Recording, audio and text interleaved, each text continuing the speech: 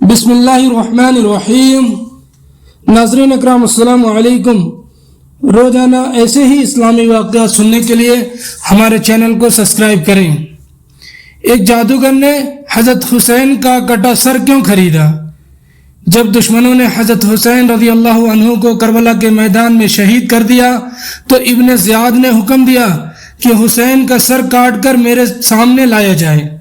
اس پر شمر نے جا کر حضرت حسین رضی اللہ عنہ کا سر کاٹا اور پھر اپنے سردار ابن زیاد کے سامنے لا کر رکھ دیا۔ ابن زیاد حضرت حسین کا کٹا سر دیکھ کر بہت خوش ہوا اور اپنی چھڑی حضرت حسین کے سر پر مارنے لگا۔ اس نے حکم دیا کہ اب یہ سر یزید کے محل شام بھیجا جائے تاکہ حضرت حسین کے کٹے سر کو دیکھ کر لوگ عبرت حاصل کر سکیں کہ جو بھی ہمارے بادشاہ کے خلاف جائے گا اس کا یہی انجام ہوگا۔ کوفہ شہر سے شام شہر بہت دور تھا، اس لیے جب سپاہی حضرت حسین رضی اللہ عنہ کے کٹے سر کو لے کر یزید کے پاس شام شہر جا رہے تھے تو انہوں نے حضرت حسین کے سر کو ایک لکڑی کے صندوق میں رکھ لیا اور پھر اسے لے کر چل دیے۔ راستے میں جہاں کہیں بھی یہ سپاہیوں کا لشکر پڑاؤ ڈالتا اور کھانے پینے کے لیے کچھ دیر ٹھہر جاتا تو یہ سپاہی حضرت حسین کا سر اس لکڑی کے صندوق سے نکال کر تلوار کی نوک پر لگا کر رکھ دیتے تاکہ اس میں ہوا لگتی رہے اور وہ خراب نہ ہو۔ اسی طرح سفر کرتے کرتے وہ لوگ ایک رات عیسائیوں کی ایک عبادت گاہ کے پاس پہنچے۔ اس عبادت گاہ میں عیسائیوں کا ایک بہت بڑا جادوگر رہتا تھا۔ یہ سارے سپاہی حضرت حسین کا سر لے کر اس جادوگر کے پاس پہنچے اور کہنے لگے کہ ہم مسافر ہیں، اس لیے آپ کی عبادت گاہ میں رات گزارنا چاہتے ہیں، آپ ہمیں اجازت دے دیں۔ جادوگر نے اجازت دے دی۔ اس سپاہیوں نے وہ لکڑی کے صندوق ایک کمرے میں رکھ دیا اور لیٹ کر سو گئے۔ آدھی رات گزر چکی تھی اور وہ بوڑھا جادوگر بیٹھ کر کچھ جادو کر رہا تھا کہ تبھی اسے آسمان کی طرف سے ایک روشنی نظر آئی جو اس کی عبادت گاہ کی طرف بڑھتی آ رہی تھی، اور پھر وہ روشنی اس کمرے کے اندر جانے لگی جس میں حضرت حسین کا سر رکھا ہوا تھا۔ یہ دیکھ کر وہ جادوگر بہت حیران ہوا اور سمجھ گیا کہ اس لکڑی کے صندوق میں ضرور کوئی ایسی چیز ہے جو سپاہی مجھ سے چھپا رہے ہیں۔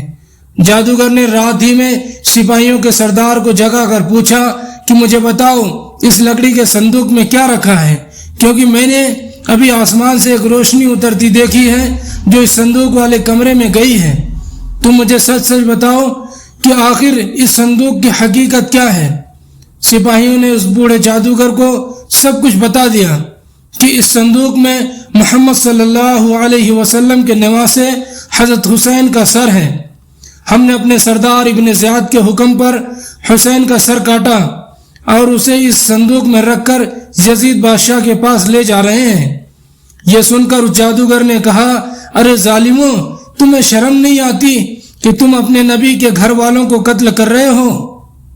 اگر آج ہمارے نبی حضرت عیسیٰ مسیح کے گھر والوں میں سے کوئی بچہ بھی زندہ ہوتا تو ہم اسے اپنے سر آنکھوں پر رکھتے، اور تم اپنے نبی کے گھر والوں کو قتل کرتے جا رہے ہو، تم کیسے مسلمان ہو؟ پھر اس جادوگر نے سپاہیوں کے سردار سے کہا کہ میرے پاس 10,000 سونے کی اشرفیاں رکھی ہیں، تم وہ اشرفیاں مجھ سے لے لو اور آج رات کے لیے مجھے حضرت حسین کا سر دے دو۔